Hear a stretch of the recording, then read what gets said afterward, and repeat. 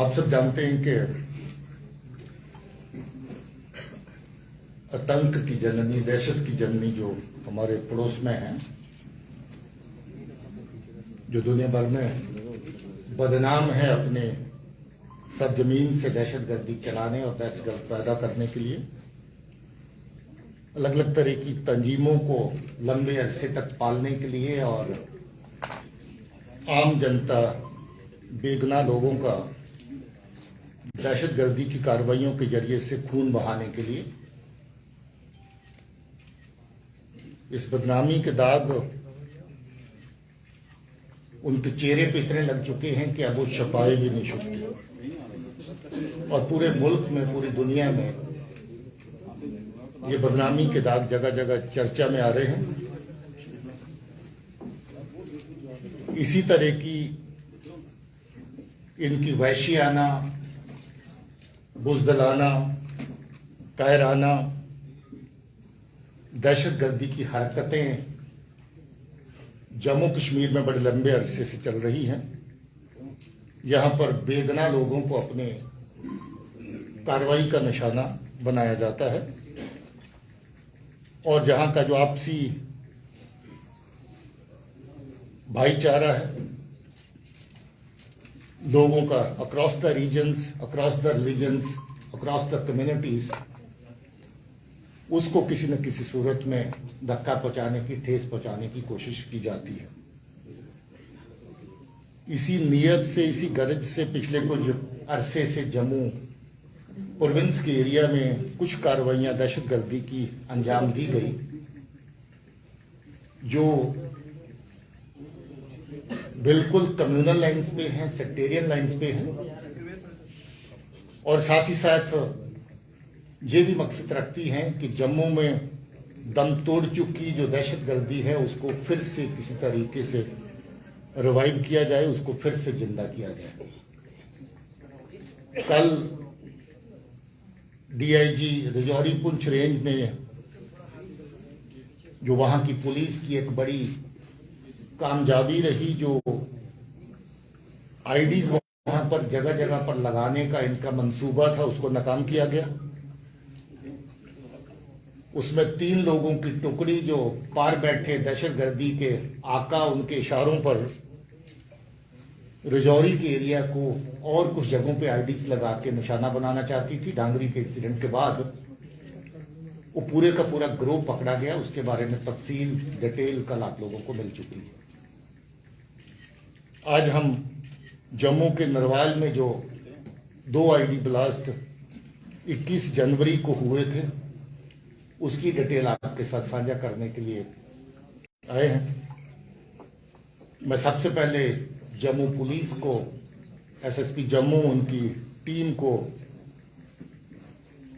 SP south, DSP साहबान और SHO और बाकी टीम के लोग जो हमारे पीछे खड़े हैं, उनको शाबाशी देना चाहता हूं, मुबारक देना चाहता हूं कि उन्होंने बहुत ही मेहनत के साथ इस केस को वर्कआउट किया है और इस दहशतगर्दी की साजिश के पीछे कौन लोग शामिल थे उनको बेनकाब किया है।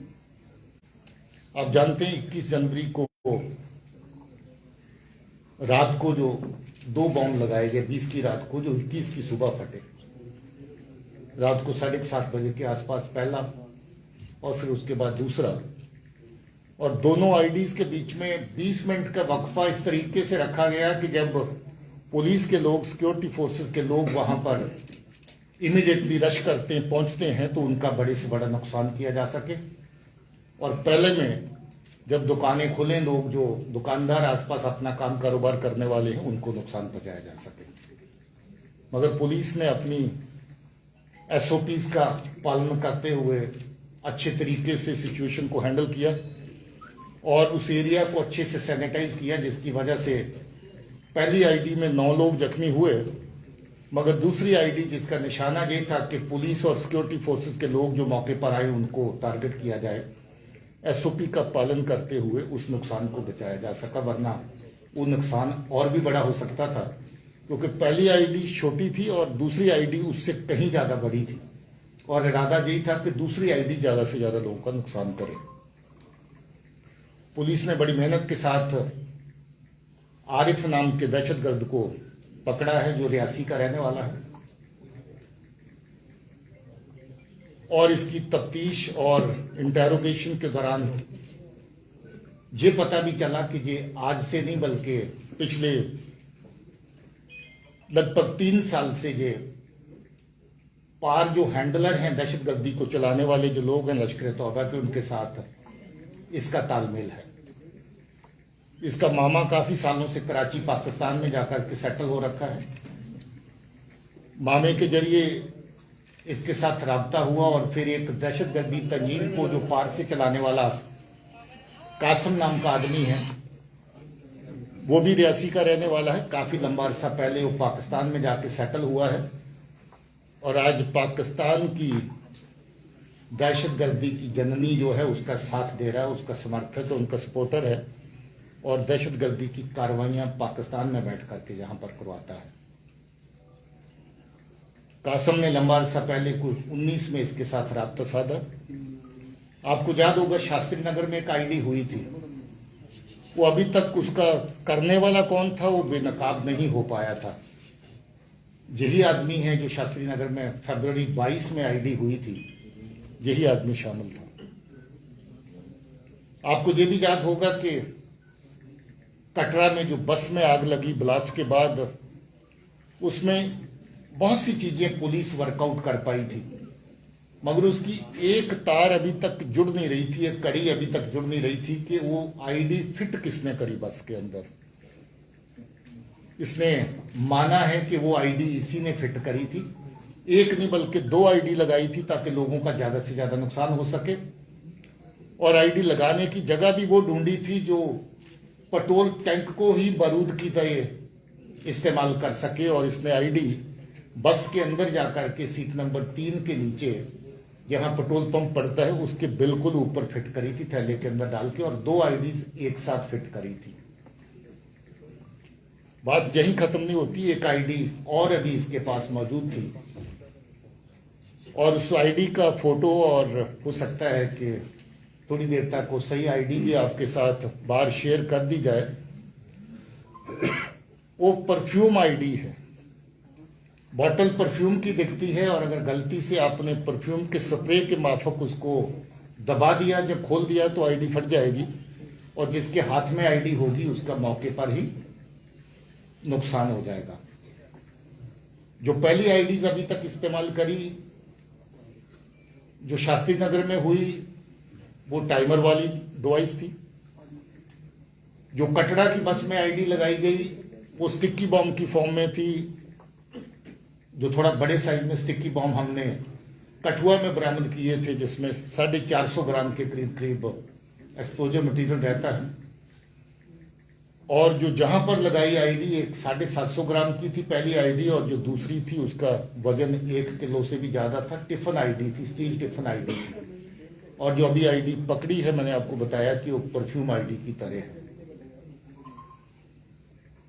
यहां पर कोशिश है कि जो दहशतगर्दी के आर पार से कार्रवाई होती है उसमें जो लोग इन्वॉल्व हैं उनके खिलाफ सख्त कार्रवाई हो। पिछले काफी अरसे से हम लोग एक एक दहशतगर्द तंजीम को जिन्होंने दहशतगर्दी की कार्रवाइयों में जहां पर हिस्सा लिया उनके डोजियर तैयार किए, और उन सब तंजीमों को जो दहशतगर्दी को जहां पर चलाते हैं उनको बैन करने की कार्रवाई गवर्नमेंट ऑफ इंडिया की सतह पर की गई। लगभग 1 दर्जन ऐसी ऑर्गेनाइजेशन हैं जिनको अभी तक बैन किया गया है, जो दहशतगर्दी की कार्रवाइयों में सम्मिलित होने के लिए नोटिफाई किया गया है कि ये दहशतगर्दी चलाने वाली ऑर्गेनाइजेशन है। और ऐसे ही लोग जो इनफरादी तौर पे, इंडिविजुअल तौर पे दहशतगर्दी की कार्रवाइयों में शामिल हैं, 22 के करीब पिछले 2 साल के अंदर ऐसे लोग नोटिफाई किए गए हैं एज टेररिस्ट। वो कार्रवाई भी बराबर जारी है और उस कार्रवाई को भी आगे जिंदा रखा जाएगा। इसमें हैरत की बात यह है कि ये दहशतगर्दी की कार्रवाई आरिफ जो कर रहा है ये सरकारी मुलाजिम भी है।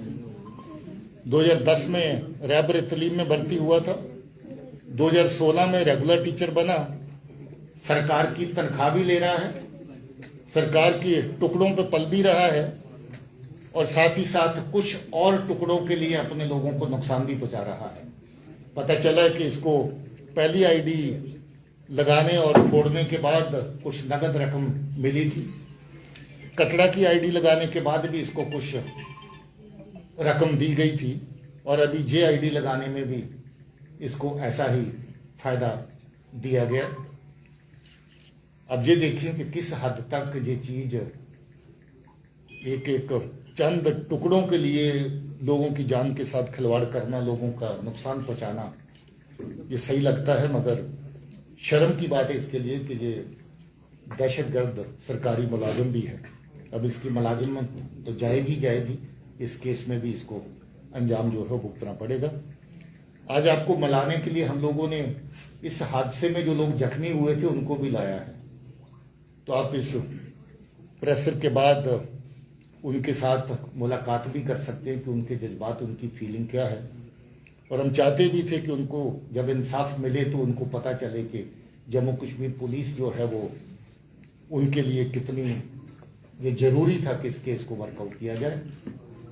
मैं इस टीम को अच्छे से गाइड करने के लिए, इस टीम को दिन रात जो मेहनत कर रही थी, इसको पल पल इनका हैंड होल्डिंग और इनकी सपोर्ट करने के लिए जो सीनियर ऑफिसर हैं, डीआईजी रेंज हैं, एडीजी जम्मू है मुकेश साहब, इनको भी मुबारकबाद देना चाहता हूँ, कॉम्प्लीमेंट करना चाहता हूँ।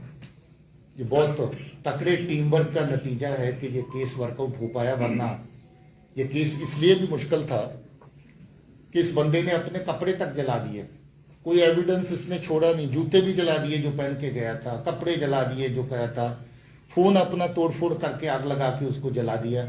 ये चाहता ही नहीं था कि कुछ सुराग वहां पर बचे। मगर जो जम्मू पुलिस की जो टीम लगी हुई थी, उसकी काबिलियत है, उनकी मेहनत है कि उन्होंने छोटे मोटे हर एविडेंस को खंगाल करके, हर छोटी मोटी लीड को आगे बढ़ा करके पहुंचते पहुंचते इस तक पहुंचे और इसको आखिर पकड़ा गया।